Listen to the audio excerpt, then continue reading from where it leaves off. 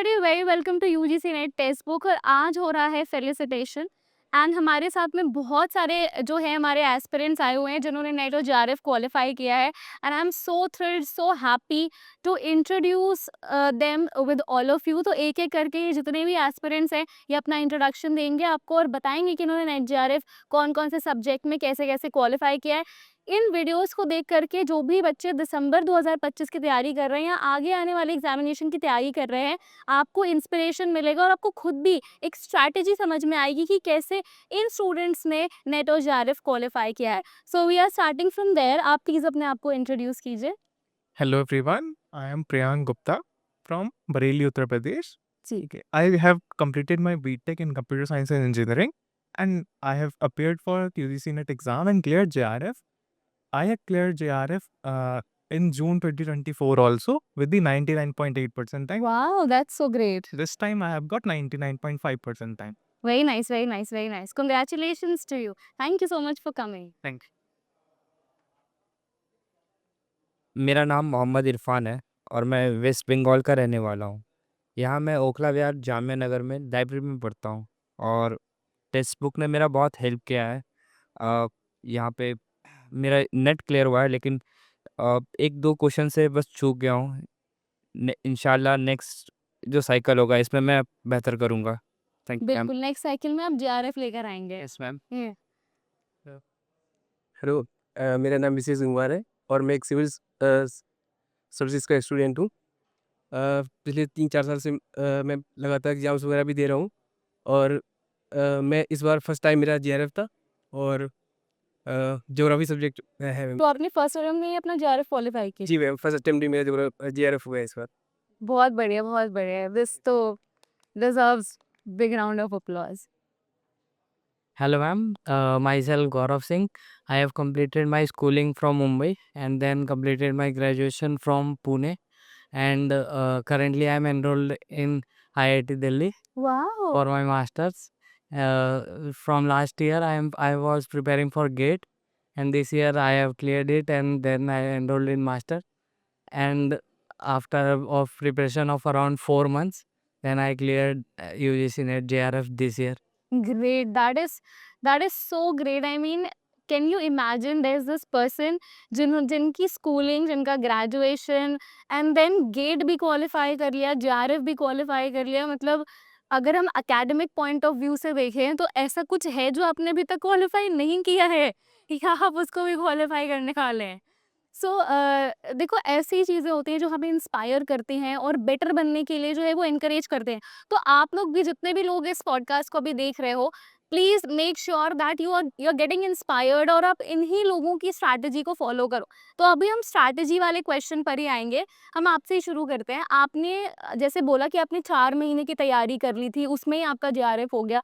तो अगर हम ये कहें कि हमारे पास आखिरी के 4-5 महीने बचे हुए हैं, हम ऑलरेडी कहीं पर मास्टर्स कर रहे हैं, हम साथ ही साथ एक और एग्जाम की प्रिपरेशन भी कर रहे हैं और हम उसी एग्जामिनेशन के साथ साथ जेआरएफ भी क्वालिफाई कर सकते हैं।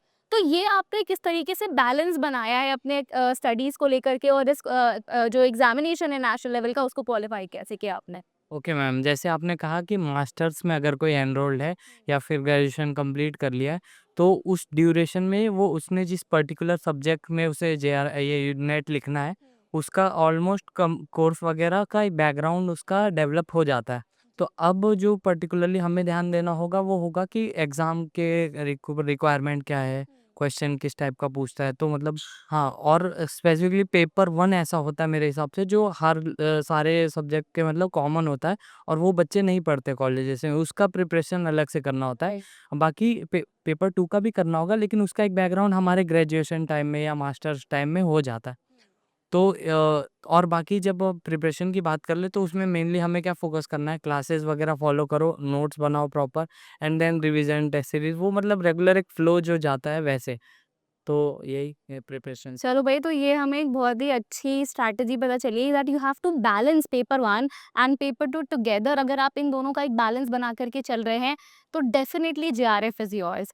आपसे जानना चाहूँगी, मेरा दूसरा क्वेश्चन आपसे है, जैसे कि आपने कहा आपने ज्योग्राफी सब्जेक्ट से जो है वो जेआरएफ क्वालिफाई किया in your very first attempt. अब जो फर्स्ट अटेम्प्ट होता है, क्योंकि हमें उतना कुछ आइडिया नहीं होता है, क्योंकि हम पहले एग्जामिनेशन नहीं दे रहे हैं, हम बिल्कुल ही पहली बार गए और पहली बार ही जेआरएफ हो गया। अब अगर कोई ऐसा स्टूडेंट है जो काफ़ी तैयारी कर रहा है और वो चाहता है कि उसका फर्स्ट अटेम्प्ट में जेआरएफ हो जाए और ज्योग्राफी जैसे सब्जेक्ट में हो जाए, फिर इन जनरल किसी भी सब्जेक्ट में हो जाए, तो क्या चीज़ें जो है वो आपके हिसाब से आपने ध्यान में रखी थी जो आपको बेनिफिट किया कि आपने फर्स्ट अटेम्प्ट में जेआरएफ किया अपना? सबसे पहले तो मैं यही कहना चाहूँगा कि मैं कोई भी अगर एग्ज़ाम की प्रिपरेशन कर रहे हैं, तो हमें उसका सबसे पहले सिलेबस निकालना चाहिए। तो सिलेबस के सभी पॉइंट्स को पहले कवर करना चाहिए एक-एक करके। सिलेबस जब हम एक बार कवर कर लेते हैं, इसके बाद हमें पीवाईक्यूज़ वगैरह देखने चाहिए। पीवाईक्यू मतलब मल्टीपल टाइम आप उसको लगाइए। वो मतलब सबसे अच्छे मित्र हमारे एग्ज़ाम निकालने के लिए पीवाईक्यूज़ होते हैं। जी, बिल्कुल सही बात। तो पीवाईक्यूज़ लगाइए, इसके बाद मॉक टेस्ट वगैरह आप लगाइए। सबसे बेस्ट तरीका मुझे लगता है कि मैंने भी यही किया था और सिलेबस मैंने अच्छे से पढ़ा था एक बार और सिलेबस पढ़ने के बाद मैंने पीवाईक्यूज़ देखे थे किस तरह से आते हैं और मैंने उसी तरह से अपनी प्रिपरेशन को आगे बढ़ाया मैम। और फर्स्ट टाइम में मैंने बहुत ज़्यादा तो इसमें स्टडी नहीं की थी इस पेपर के लिए क्योंकि मेरा ज्योग्राफी ऑप्शनल था यूपीएससी में। अच्छा। तो तो मैंने तो आपने यूपीएससी की तैयारी की तो आपका ज्योग्राफी काफ़ी स्ट्रॉन्ग बेस हो बन गया जी होगा। हाँ, उस ऑप्शनल मैंने किया था 2 बार किया लगभग मैंने। तो उससे क्या है कि मेरा ज्योग्राफी एक अच्छा सब्जेक्ट हो गया। तो अच्छी पकड़ हो गई मेरी तरीके से। तो जो भी क्वेश्चन्स आते थे तो लगभग हो जाते हैं। तो इस वजह से हो गया। बहुत बढ़िया, बहुत और लेकिन बढ़िया। मैं ये कहना चाहूँगा कि अगर सिलेबस और पीवाईक्यू दोनों अगर आप साथ लेके चलते हैं, तो किसी का भी फर्स्ट अटेम्प्ट में बहुत आसानी हो सकता है। बिल्कुल, आपने बहुत अच्छी बात कही है। पीवाईक्यूज़ एंड प्रैक्टिस करना, वही आपको हेल्प करता है, क्योंकि किसी भी एग्ज़ामिनेशन में कोई बहुत धुरंधर नहीं बैठा है। सब लोग यहाँ पर जितने भी लोग आप इन लोग को देख रहे हैं, सब लोगों ने अपनी पढ़ाई की है, प्रैक्टिस ही किया है और तभी उन्होंने अपना जेआरएफ क्वालिफ़ाई किया है। देयरफॉर अगर हम अपने लेवल पर अपनी तैयारी को करते हैं, मॉक टेस्ट प्रैक्टिस करते हैं, पीवाईक्यूज़ को प्रैक्टिस करते हैं, अपने पेपर 2 को स्ट्रॉन्ग करते हैं, पेपर 1 और पेपर 2 को बैलेंस बना कर के चलते हैं, तो आपके लिए जेआरएफ कोई बहुत बड़ी बात नहीं, कोई हरक्यूलियन टास्क नहीं है।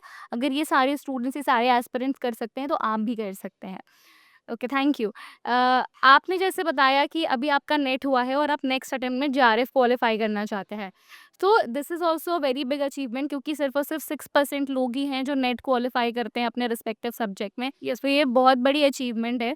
मैं आपसे ये जानना चाहूँगी कि नेट क्वालिफ़ाई करने के लिए आपने जो स्ट्रैटेजीज़ यूज़ की थी, आपको कहाँ लगता है कोई ऐसा लूप होल रह गया हो, जिसकी वजह से जेआरएफ नहीं हो पाया, या आपने जो है वो पहली बार बस चेक करने के लिए दिया था और आपका एक बार में ही नेट हो गया, अब जेआरएफ आप अगली बार और लगन और मेहनत से करेंगे? क्या आपको लगता है कि कुछ ऐसा रह गया हो? मैम, मेरा जो फर्स्ट पेपर था, वो मुझे लगता है कहीं न कहीं चूक हुआ है मुझसे। क्योंकि एक्चुअली मैंने जब आंसर की आया था, तो स्टार्टिंग के पूरे 15 क्वेश्चन मेरे बहुत सही थे। मैथ्स, टीआई, ये पूरे 15 क्वेश्चन सही थे। मुझे लगा कि यार बहुत अच्छा है कि इतना सही कॉन्फिडेंस बिल्ड होता है कॉन्फिडेंस एग्ज़ाम बिल्ड होता है। लेकिन अचानक से लगातार 18 क्वेश्चन पेपर 1 के मिस्टेक हुए मेरे। 18 क्वेश्चंस 18 गलत हो गए। क्वेश्चन्स। तो आपके कितने आए पेपर 1 में मार्क्स? पेपर 1 में मेरे आए 32 ma'am. 32 yes ma'am. Out of 100? No ma'am, paper 1 में पेपर 1 में 32 क्वेश्चन सही हुए थे? 32 क्वेश्चन्स। अच्छा, सही हुए थे आउट ऑफ 50, मुझे लगा आप कह रहे हो 32 मार्क्स आए थे आउट ऑफ 100। मार्क्स में तो क्वालीफाई नहीं होता ना। हाँ, ठीक तो है। अचानक से वहाँ से मैं फिर डिमोटिवेट हो गया। देन ज्योग्राफी में ये था कि मैंने ज्योग्राफी बहुत अच्छे से पढ़ी थी। जितने भी पीवाईक्यूज़ होते हैं, एमसीक्यू थे, बहुत सारे टेस्ट सीरीज़, टेक्स्ट बुक के टेस्ट मैंने दिए थे और आशीष सर का क्लास, वहाँ से भी क्वेश्चंस, तो मैंने सारे क्वेश्चंस, इतने क्वेश्चंस मैंने कर रखे थे कि मेरा एक टारगेट होता था दिन में कि 300 क्वेश्चंस ज्योग्राफी के मुझे एनी हाउ सॉल्व करने हैं। That's great. लास्ट के 2 मंथ में कि 300 क्वेश्चन डेली कि मुझे वो सॉल्व करने हैं और पेपर 1 के 100 क्वेश्चन। तो मुझे जहाँ तक लगता है कि मैं पेपर 1 से ही मुझे चूक हुआ है, क्योंकि अगर पेपर 1 में अगर 2-4 क्वेश्चन भी मेरे सही होते, तो आज मैं जेआरएफ में मेरा क्वालीफाई हो जाता। ये आपको पता है, this is a very common thing which I have been hearing for the longest time, क्योंकि मैं जब जब से मैं पढ़ा रही हूँ, मेरे पास हमेशा ये एक कॉमन, आप जो ये लाइन बोल रहे हो ना, ये कॉमन लाइन है, ये आपकी नहीं है, I think most of the aspirants की लाइन है कि हम मैम हमने अगर पेपर 1 पे थोड़ा और ध्यान दिया होता, थोड़ा और फोकस किया होता, तो वो जो 2-4 क्वेश्चन मेरे गलत हुए ना, उसकी वजह से ही मेरा जेआरएफ नहीं हो पाया है। So I just want you to know, again and again I am saying, please make a balance between paper 1 and paper 2, and मैं आपको अश्योर करना चाहूँगी, जिस हिसाब से आप इतनी स्ट्रैटेजिकली अपनी तैयारी को कंटिन्यू कर रहे हो, आपने 300 क्वेश्चंस का अपने आप को टारगेट दिया, जो आपने सेट टारगेट बनाया अपने लिए ना, दैट्स वेरी डिसिप्लिन्ड अप्रोच। और किसी भी स्टूडेंट की ज़िंदगी में एक डिसिप्लिन होना ना सबसे इम्पोर्टेंट चीज़ है। सबसे पहली चीज़ जो एक स्टूडेंट को चाहिए वो है एक डिसिप्लिन्ड अप्रोच। और जिस हिसाब से आपने 100 क्वेश्चंस का टारगेट अपने लिए लिया, 300 क्वेश्चंस का टारगेट अपने लिए लिया है, कभी-कभी होता है लक भी साथ नहीं देता, या हो सकता है मे बी हो सकता है उस दिन आपका नेट ही होना था, बट नेट होना भी बहुत बड़ी बात है। एंड ऑफ कोर्स आपका अगली बार जेआरएफ अगर आप हमें यहीं पर मिलोगे और हम आपके जेआरएफ को लेकर के इंटरव्यू कर रहे होंगे। Sure, thank you ma'am. Thank you. Hello, आपसे मैं ये जानना चाहूँगी कि आपने किस तरीके से अपने लास्ट के 1 मंथ को, क्योंकि हमारे पास में जो आखिरी का 1 या डेढ़ महीना बचता है, उसमें ना जो पढ़ाई का तरीका होता है, वो काफ़ी डिफरेंट होता है एज़ कम्पेयर टू जो हमारे स्टार्टिंग के मंथ्स होते हैं। तो आपने वो आखिरी के 1 डेढ़ महीने को कैसे अलग से जो है वो अपनी तैयारी में लगाया है एज़ कम्पेयर टू इनिशियली जैसे आप करते थे? वो how was that different? Yes ma'am, तो लास्ट का मंथ जो है वो बहुत ही इंपॉर्टेंट होता है। एज़ यू ऑल नो कि आप कितना भी साल भर प्रिपरेशन करो, बट लास्ट में अगर चीज़ें ब्रश अप नहीं होते हैं, तो आप उनको ढंग से यूज़ नहीं कर पाते। तो उसके लिए सबसे अच्छा तरीका ये हो सकता है कि आप एक बुक मार्क तैयार करो। आप पर डे के लिए टॉपिक वाइज़ लिस्ट तैयार करो कि हम ये चीज़ आज इस दिन के लिए रिवाइज़ करेंगे, और उसको कंसिस्टेंट रखें उस पूरे मंथ के लिए, कि जिससे कि कुछ भी ऐसा टॉपिक हो जो छूट ना जाए। और नेट के एग्ज़ाम में एक्चुअली ये होता है कि स्पीड बहुत मैटर करती है, because you have to solve 150 questions in just 3 hours. Right. और क्वेश्चंस भी ओके, क्वेश्चंस भी हमको ठीक-ठाक लेवल पे सॉल्व करने होते हैं। मतलब कट ऑफ काफ़ी हाई रहा था इस बार भी। कौन से सब्जेक्ट से था आपका? कंप्यूटर साइंस क्या थी कट ऑफ? मैम इस बार 182 थी। 182। यस। और हमेशा कितनी जाती है? लास्ट ईयर भी 218 थी, और ओह! उससे पहले 160 अराउंड थी। तो मतलब जनरली 160 के अराउंड रहती थी, बस लास्ट ईयर भी इंक्रीज़ हुआ और इस बार भी लास्ट ईयर के कंपैरिज़न में डिक्रीज़ हुआ, बट फिर भी जनरली इंक्रीज़ हुआ है। तो फिर तो उस हिसाब से आपने बहुत अच्छा किया है। चलो बढ़िया। तो कंसिस्टेंसी और प्रैक्टिस उस समय आपको हेल्प करेंगे कि आप जी। जल्दी से जल्दी क्वेश्चन सॉल्व कर सकते हैं, मैक्सिमम कर सकते स्पीड मैटर्स एक्चुअली।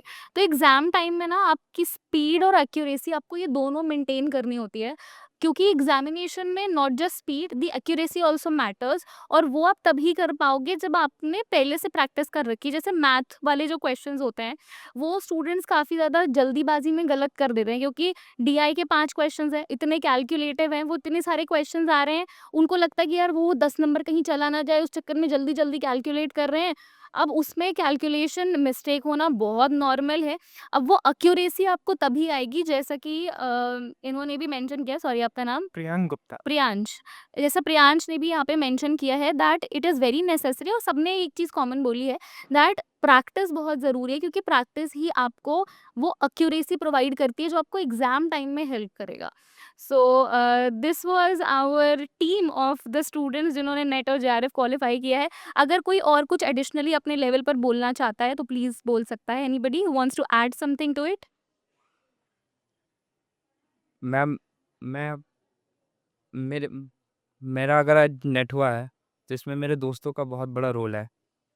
अ, जब से जो सबसे पहले एक दोस्त है, जब मैं दिल्ली आया था, मेरे पास सिर्फ़ एक बुक था, और वो माजिद हुसैन साहब की इंडियन ज्योग्राफ़ी। पता नहीं था क्या करना था, नहीं करना था। तो एक दोस्त है उपमा पांडा बोलकर, उन्होंने अपना नोट्स और वीडियोज़ वगैरह ये सारे शेयर किया। फिर मैं एक लाइब्रेरी जॉइन किया, अपनी लाइब्रेरी नाम है वहाँ ओखला विहार में, जामिया के पास। तो वहाँ पे कुछ दोस्त हैं, वो काज़िम भाई, अली भाई, अता और सजाद, ये लोगों ने मुझे बहुत सपोर्ट किया। मैं एक बहुत ही ज़्यादा वीक फैमिली से आता हूँ, जहाँ पे रूम और सर्वाइव करना मुश्किल होता है। वहाँ से मैंने इन दोस्तों की वजह से आज मैं आपके साथ बैठा हूँ ma'am.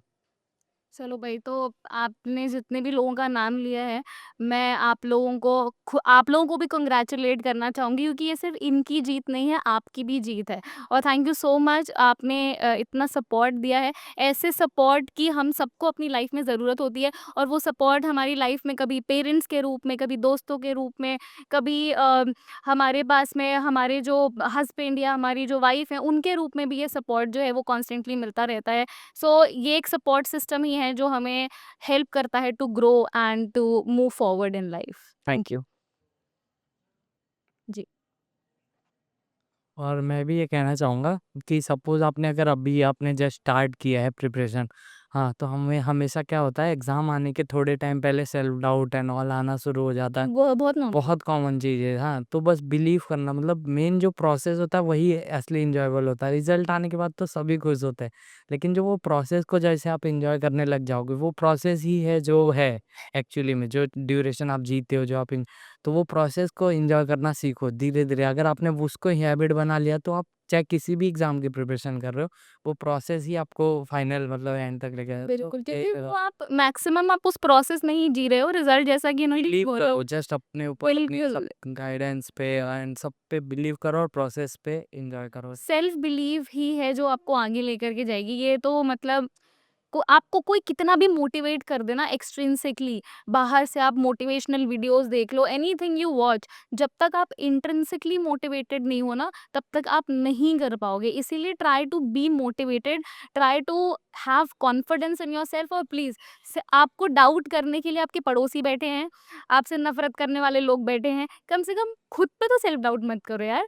And go for this examination. I hope कि आप सभी को हमारी जितने भी UGC NET JRF qualified aspirants हैं, उनकी ये जर्नी, उनकी ये स्टोरी देख करके ऑफ कोर्स बहुत इंस्पिरेशन मिली है।